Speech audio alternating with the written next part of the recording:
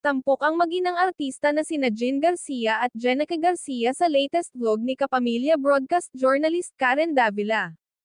Isa sa mga naitanong ni Karen kay Jean ay kung ano ang pakiramdam nito ngayong ang anak nitong si Jenica ay unti-unti nang sumisikat bilang artista.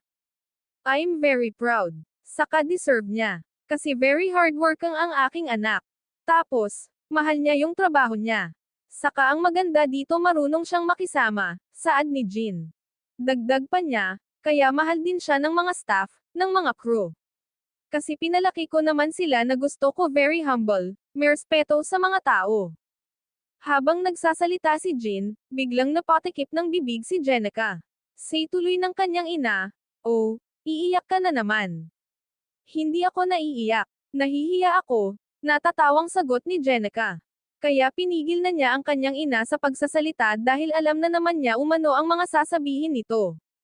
Matatanda ang humakat ng papuri si Jenica dahil sa kanyang natatanging pagganap sa teleseryeng, Dirty Linan.